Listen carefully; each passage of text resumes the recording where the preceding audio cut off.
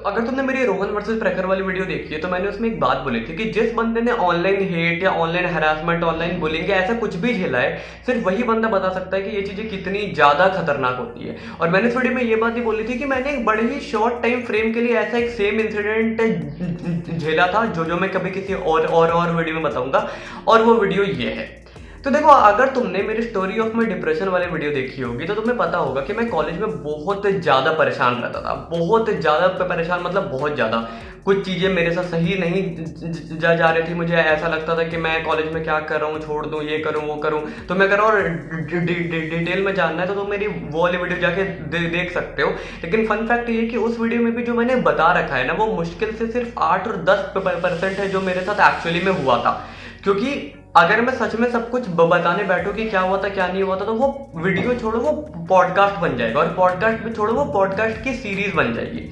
तो बेसिकली इतना समझो कि यार जो कॉलेजेस में ना हमें चीजें बताई जाती है ना, वो चीजें बहुत ज्यादा अंदर से हॉलो होती है। एक्स्ट्रा करिकुलर एक्टिविटीज के नाम पर जो बहुत सारी चीजें होती है, तुम्हें बाहर से देखने में लगता है कि कितनी बड़ी चीजें क्या है नहीं है, पर अंदर से वो चीजें मैक्सिमम हॉलो होती है।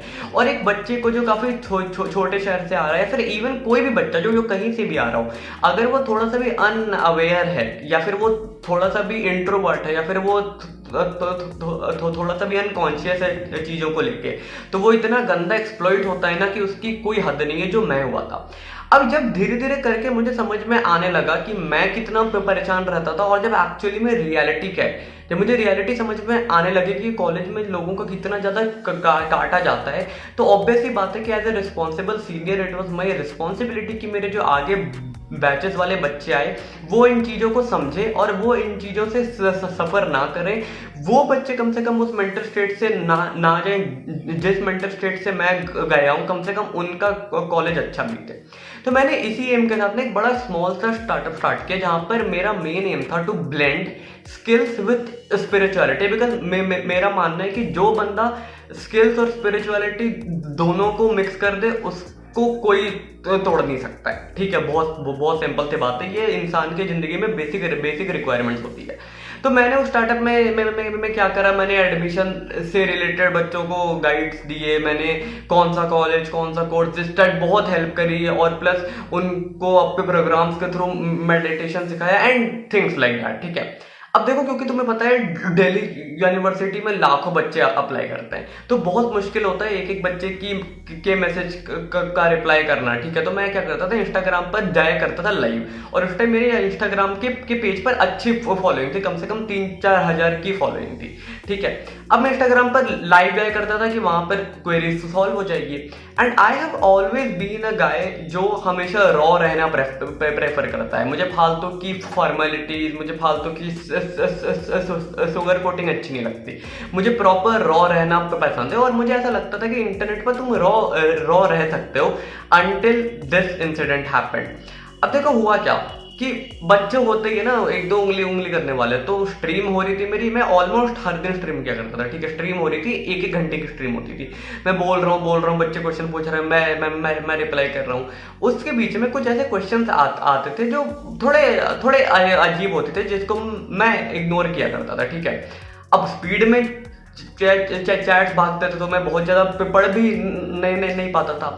लेकिन वहां पर एक बंदा ना बहुत ज्यादा स्पैम कर रहा था कि डीयू में ड्रग्स कहाँ मिलते हैं, डीयू में ड्रग्स कहाँ मिलते हैं, ड्रग्स कहाँ मिलता है, ड्रग्स कहाँ मिलता है। तो मैंने स्टार्टिंग में तो उसको इग्नोर किया, लेकिन वो बंदा फिर बहुत ज्यादा जब स्पैम करने लगा ना, तो मैंने मस्ती मस्ती में बोल दिया कि हाँ भाई, मैं ड्रग डीलर हूँ और तुम आके मेरे से ड्रग ले लेना। ठीक है, अब माइंड इट, ये वो टाइम था, तुम याद करो लास्ट ईयर 2020 का ये वो टाइम था जब ड्रग का पूरा केस फैला था, जब रिपब्लिक टीवी और बाकी न्यूज चैनल्स में ड्रग माफिया ये वो इतनी सारे, तो तुम्हें याद होंगे बॉलीवुड में कितने लोग पे पकड़ाए थे।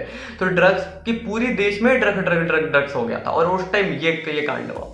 अब हो तो गया, ठीक है, बोल दिया, मैंने भी इग्नोर कर दिया, मस्ती में हो गया। उसके बाद मैं भी हंस दिया, उस बंदे का भी क्वेश्चन आना बंद हो गया। उस स्ट्रीम के बंद होने के 1 घंटे बाद मेरे को एक बंदे का मैसेज आता है व्हाट्सएप पर, और उस बंदे ने जो वीडियो भी भेजी थी, उस वीडियो में क्या था, बंदे ने मेरी 1 घंटे की स्ट्रीम से, मतलब उसने नहीं, जिसने भेजी थी उसने नहीं, उसको किसी और ने भेजी थी, और उसको किसी और ने भेजी थी। उस बंदे ने मेरी 1 घंटे की स्ट्रीम से उस 10 सेकंड की क्लिप को काट लिया जिसमें मैं ये बोल रहा हूँ कि I am a drug dealer, मुझसे आके के ले लेना, डीयू में मैं बेचता हूँ गांजा। और मेरी हो गई हालत खराब, मेरी हो गई हालत बिल्कुल खराब। मैंने वो वीडियो देखी, मेरे सिट्टे पिट्टे को मैंने कहा हे भगवान ये क्या हो गया। अब समझो कि अगर जिस बंदे ने मुझे वीडियो भेजी, अगर उस बंदे ने क्लिप काटी होती तो कोई इशू नहीं था। सीन था कि उस बंदे को किसी और ने भेजी और उसको जिसने भेजी उसको किसी और ने भेजी। तो मतलब कि ये वीडियो ऑलरेडी फॉरवर्ड हो चुकी थी और मेरी हालत बिल्कुल खराब हो गई। मतलब मैं लिटरली पसीना हो गया। सबसे पहले मैं इंस्टाग्राम पे गया, मैंने अपनी सारी की सारी स्ट्रीम्स हटा दी। 1-1 घंटे की मतलब 10 से 15 घंटे का कंटेंट मैंने प्रॉपर हटा दिया। ठीक है, अब मैंने इस बंदे से बात करी, भाई क्या सीन है नहीं सीन है, उसको समझाया मैंने क्या सीन है। तो हालांकि ये बंदा अच्छा था, वो जानता था मुझे कि मैं ऐसा कुछ नहीं कर सकता हूँ। तो अब इस बंदे ने उससे बात करी जो उसको भेजे, उसने उससे बात करी जो उससे भेजे, जैसे तैसे करके हम उस बंदे तक फाइनली पहुंचे जिसने ये काम किया था। मैंने तो कॉल करा, मैंने तो थोड़ा प्यार से समझाया भी और मैंने तो थोड़ा सा डांटा भी, क्योंकि वो भी फर्स्ट ईयर का बंदा था। मैंने बोला कि जहां जहां वीडियो भेजी उसको टेक डाउन करो। और ये सब कुछ 15 मिनट के टाइम फ्रेम में हुआ है। अगर ज्यादा होता तो व्हाट्सएप से वीडियो अनसेंड भी नहीं होती, लेकिन उसने मेरे सामने जैसे तैसे करके मैंने सारी जगह से वो वीडियो हटवा दी, उसके फोन से भी हटवा दी।